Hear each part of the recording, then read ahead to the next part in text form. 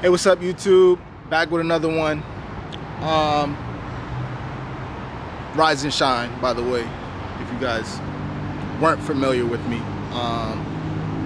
I always welcome likes, subscribes, and comments. Please comment and please let me know how you feel about what I'm discussing, and if you have any opinions about the topic. So this video here was prompted by a few dreams that I've been having lately. The current geopolitical state we're currently in as a country, and an underlying fear, if I'm being quite honest, an underlying fear that we are frogs sitting in boiling water. Now, I'm not trying to fearmonger here. I'm not self-proclaiming myself as a prophet. I'm not saying that I have seen a prophecy, but I am saying that I am concerned for where we are as a country, as a people, and where we're headed. So,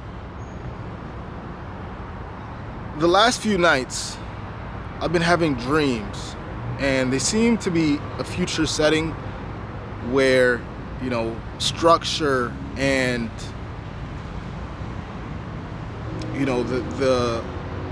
the organization that our country has is crumbling. In both dreams. In the first dream, there's children falling from heights and buildings that are crumbling, and I will say in this dream, it seemed like society was trying to carry on as if things were okay, right? Because I had personal friends, I had people around me who, were prioritizing their peace rather than prioritizing the safety and well-being of the collective of the people in our immediate surroundings, or less immediate surroundings. I won't get into the specifics and the details of the dreams, but I will say that I believe these dreams represent an underlying fear of, societal collapse, systemic depression. So these dreams, also with the combination of Donald Trump meeting with Xi Jinping, when I watched like a 15-minute video of the ceremony before they had their meeting, and I wondered, because what I've been hearing through the grapevine, I'm not very political, but I try to keep my ears and eyes open to what's actually going on in the world. And what I had been hearing, obviously everybody knows China is our financial counterpart, not really in the way that counterpart usually represents, working a togetherness, the opposite yin and yang type of deal, but really just like another great,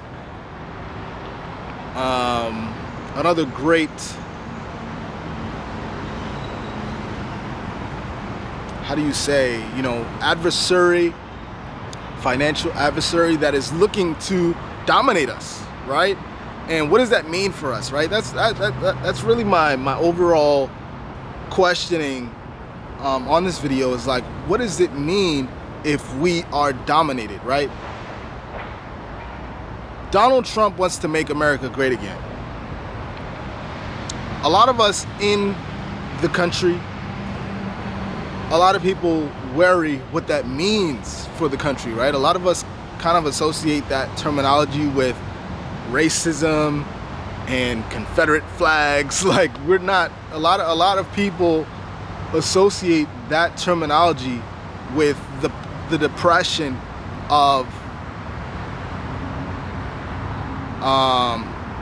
racial tension and racial equality. And I think myself, like, I've never really, leaned into that kind of thinking. Like, a lot of, I'm a black person. A lot of people in the black community are they have this stance against Donald Trump and what he represents. And, I'm not gonna say that I completely disagree, but I don't completely align with those ideologies. I really don't have a stance at all, but I guess I understand some of their points, and then I understand points of Make America Great Again. So when I talk about Make America Great Again, Donald Trump, I believe, in my opinion, from my observation, is trying to do something that is greater than just the United States, right? It's global security, right? It's security of the U.S. Obviously, it's about the U.S., but it's trying to maintain a certain level of authority on the planet, right? And in doing so, keeping Americans safe, well-fed, and protected, right? Or just trying to keep what we have in order. And I'm sure there's a lot of people in the world who would disagree with that, and they would say, well, he's destroying everything, and he's how could you say he is this, and how could you say he's doing this when he's doing that? And I'm not the most political person. I'm not the person that you can have that argument with.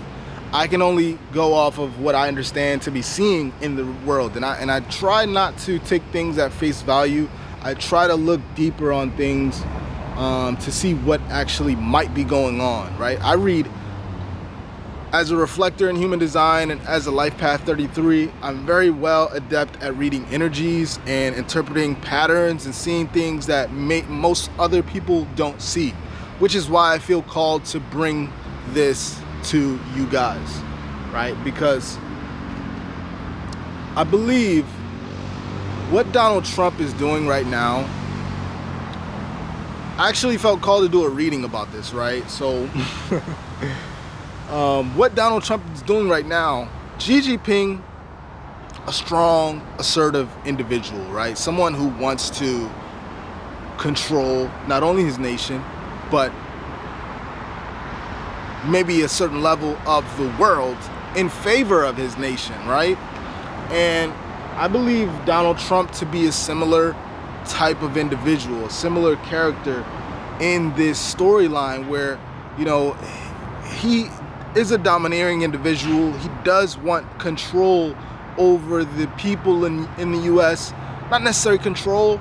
I don't feel that he's very controlling in that way, but he's controlling in the systematic way where he needs to feel in control of what's happening, or within organizations, within structures, so to speak, right? So that involves maybe hiring more controlling individuals who will help him feel in control, right? So maybe he doesn't need control over you, but he needs someone who's gonna have control over you, right? Or who's gonna have control over your thoughts, your ideas.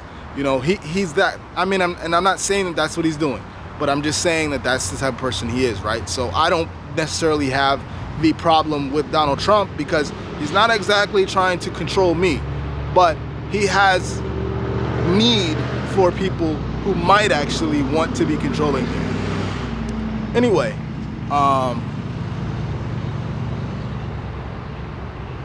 with that being said,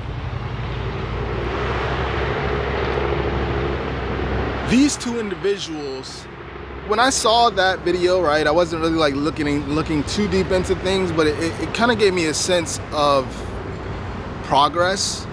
I felt like, maybe my fears of where we're headed would subside, right? Maybe I would feel better about, the state of our country and, what it looks like to be in an abundant phase of, this time in our lives. We're almost at 2030, right? It's 2026, but we're on the later half of this decade. So, what does 2030 and forward look like? These are my questions, right? And I'm getting older, I'm not getting any younger. And I think people tend to, we love to live in the moment, and that's where we should be. We should live in the moment. I'm so thankful to be in this present moment, to be able to bring this message forward and just, share my thoughts about where I think we are headed. But, a lot of this video is about embracing this present moment, but it's also about preparing for the next one. And so when again, back to Xi Jinping, Donald Trump, two forceful individuals trying to, making it seem as if they're working together and they're trying to come together to have a mutual agreement, a mutual benefit to both sides. But we know that that's just not really likely, right? Because both of these individuals want to have more for themselves, which leaves less for the others. And I think, while they come together and pretend to want to meet a middle ground, I think, ultimately we'll just see more of the same of these individuals butting heads and trying to regain control over the game, right? Because that's what it is for them, it's a game of conquering and controlling.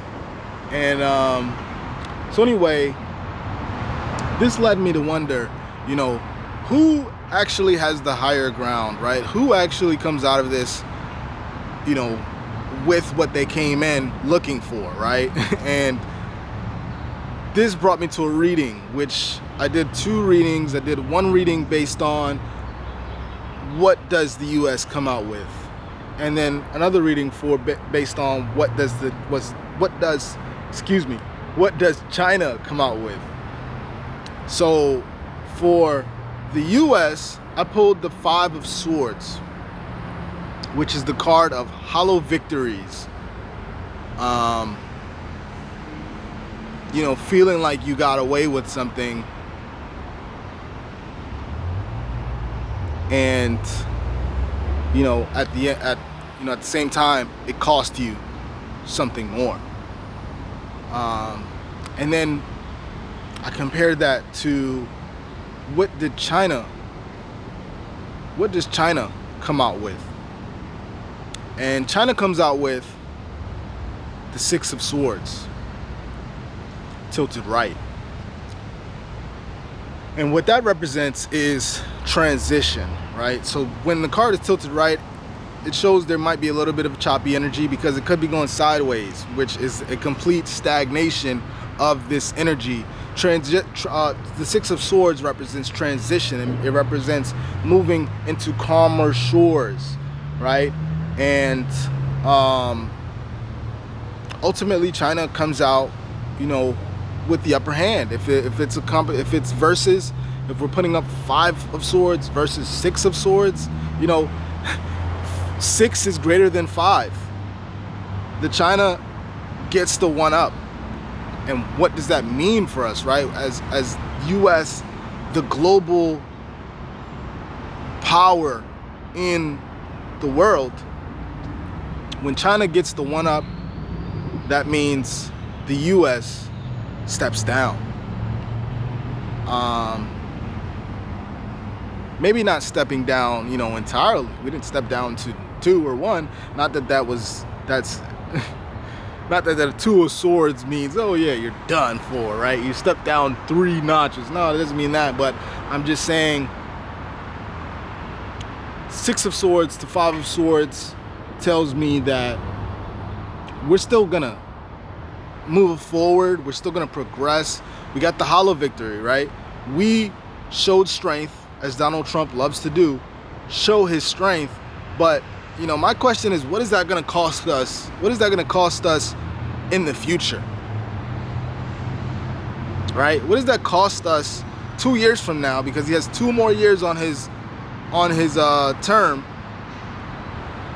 And you know, for him, it's more about, you know, asserting dominance, and I'm not sure he's really concerned with where things go after this. Maybe he is. But you know, it's hard to have concern for the future, and you know, while you're trying to accomplish things in the now, right? Like you're having to manage 2 different things, and the one thing that the present has that the future doesn't is reality. It's here, it's now.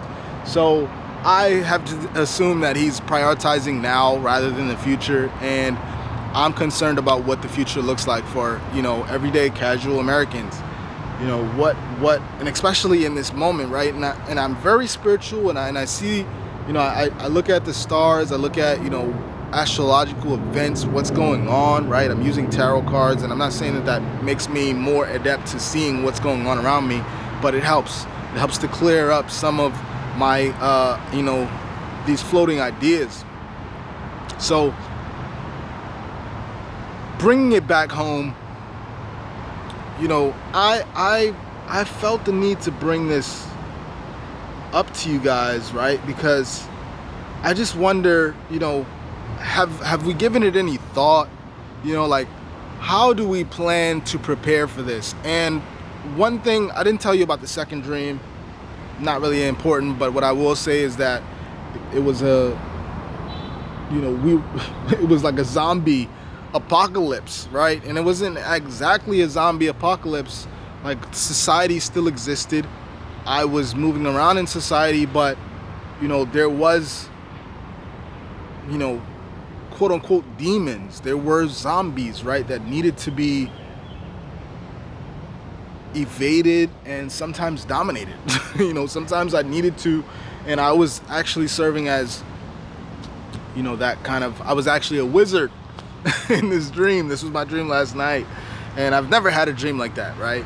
I wasn't exactly a wizard. There was a grand wizard, but I don't want to get too far off on this tangent, but I felt it was important. I felt it meant something. It meant something to me personally, and I think it meant something to, you know, what's happening in my life, my ideas, and where I'm looking at, you know, where we are right now in time. And I just say this just to say, you know, in this current age that we're in, right, the technological age, we have AI increasing, you know, by the day, the strength of AI.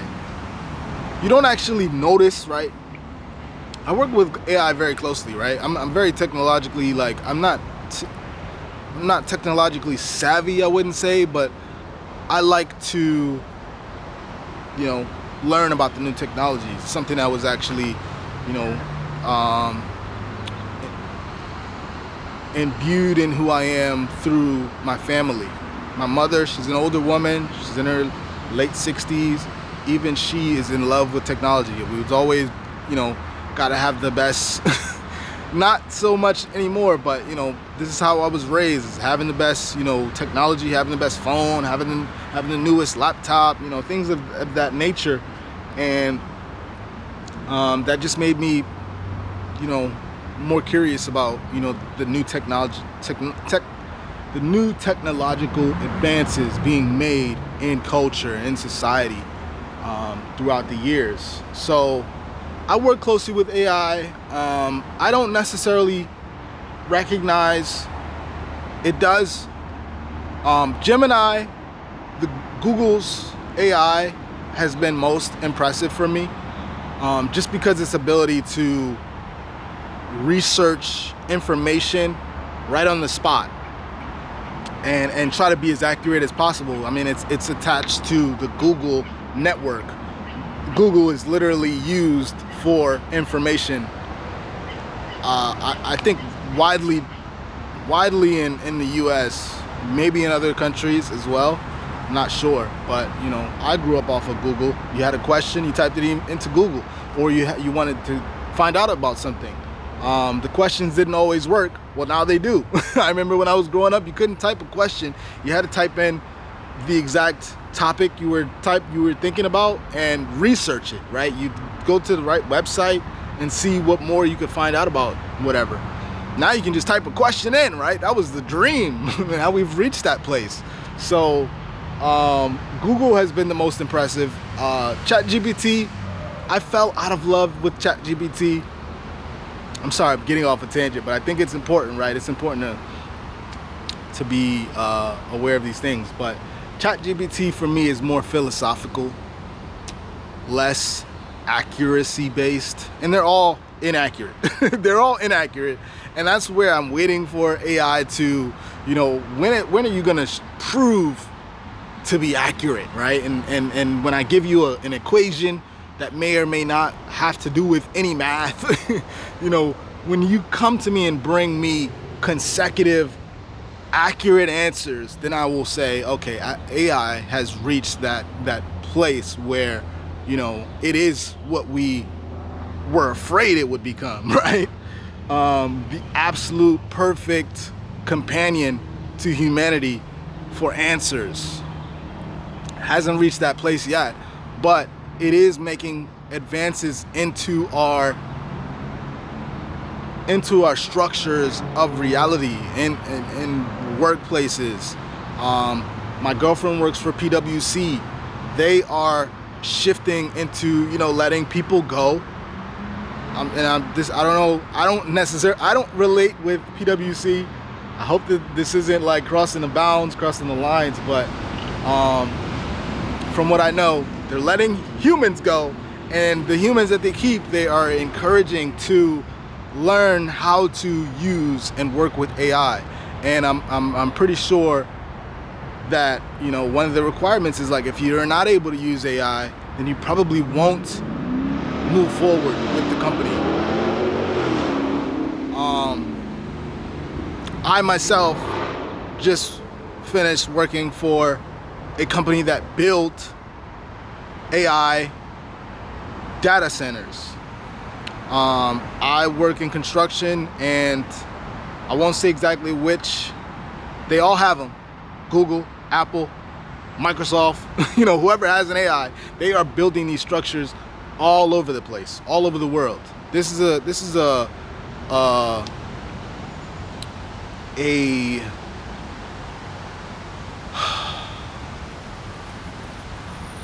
it's something that's happening over the world, and they foresee it to be happening continuously, right? To get in this industry is, you know, they kind of sell you on the fact that you'll be busy for the next 50 years, right? and as a construction worker, that's what you want to hear, right? I mean, obviously most construction work never ends, but the worker, you know, individually finding work does prove to be an issue sometimes. Not an issue for me. I'm actually stepping away from that work at this current time in life, and I never actually had issues finding work, but I'm choosing to pursue this thing here, this YouTube thing. But, you know, all in all, man, AI is taking over, right? I think that's pretty clear. You know, I think some people, if you work in construction, if you work with your hands, if you have tangible skills, you are probably safe, right? Because it's probably going to be another 50 years before we have AI that can actually build and physically do things. And then it's going to be another probably 20 years after that by the time they're able to do skilled work, you know, that usually requires a human's, you know, eye and hand.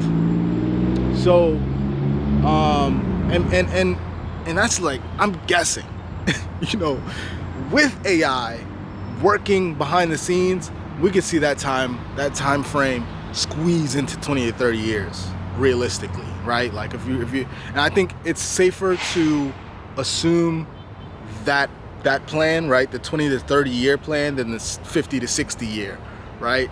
So I say all that to say, you know, with the geopolitical climate, what's going on in the world, how are you prepared for that, right? And the one thing I wanted to mention or add about the first dream that I had in the apocalyptic kind of situation where the kids are falling from structures, I mentioned, I don't know if I mentioned on this video, but I mentioned that one of my friends was very well off. I was actually with him in this dream. He had kind of this, he had a pretty big influence. He was a popular person on social media, and I was overly critical about his choices in this dream because it seemed like he was more preoccupied with his own personal success and gain rather than the actual state of the world and how he could help. You know, it was like we were very self-centered in this dream. You know, in both dreams, people were not really in the state of trying to band together and help. We were more, you know, individually based, like we were to ourselves and trying just, I think, you know, the overall energy that I was interpreting or reading was that people were just trying to, you know, survive. And that didn't mean helping other people. That was probably the last thing you wanted to do, was help other people, because that meant putting yourself at risk, putting your family at risk. And I think that's what bothered me so much about this dream, was that I in this dream, not to call myself a hero or anything like that, but, you know, me having the life path 33, which comes down to a 6, I naturally want to be of service. I naturally want to help, and not all the time, right? Sometimes I'm like, man, I don't want to be taken advantage of, right? Don't expect me to help, because I'm not gonna want to help sometimes. You know, that's just the reality of the world. I'm also a reflector, right? So I reflect the energy that I interpret in the world, and that means, you know, being self-servicing, and, you know, kind of having boundaries up to protect yourself from what the world might take from you. And I just don't want to see that future for us, man. I think the U.S., we've gone through so much as it is already. There's so much division in this country.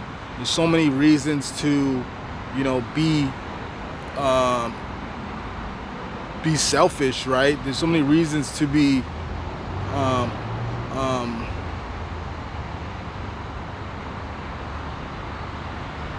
I don't know, to be rude, to be wrong. There's so many reasons in this country. But I just want to challenge you guys to think about, you know, what it might mean to be in this type of reality where, you know, the resources that we're used to having are no longer there, right? When the price of eggs, you thought it was high now, think about in 5 to 10 years when there's no one there to save us, right? We are now responsible for the actions of this current president, who, might I add, I was against the other president. And being against the other president, the other potential, or should I say candidate, the other candidate, Kamala Harris, sorry. You know, I'm sorry to any Democrats out there who would like to say I told you so. You know, I don't regret my stance, because, you know, I had to make a hard decision based off of the options that were available to me, right? And while we might have been feeling less restricted had we went the other way, because maybe the other way would have been more of a team building situation and an accepting of where we are currently in life, in time, you know, as the US, because the reality is we are not the country we once were.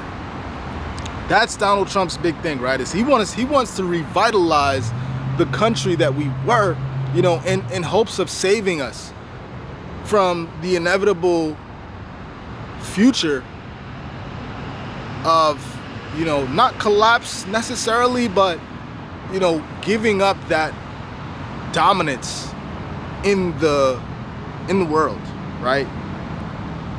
I don't know, you know, I'm not a super geeky, no offense to the geeks, but I'm not a super like into the books type of person where I can remember exactly where I heard this from, but I heard or read this somewhere that, you know, no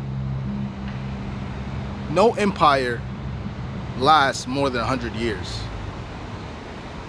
And unfortunately, you know, the reign of the United States being the prosperous, you know, nation that we have been, we're well over 100 years.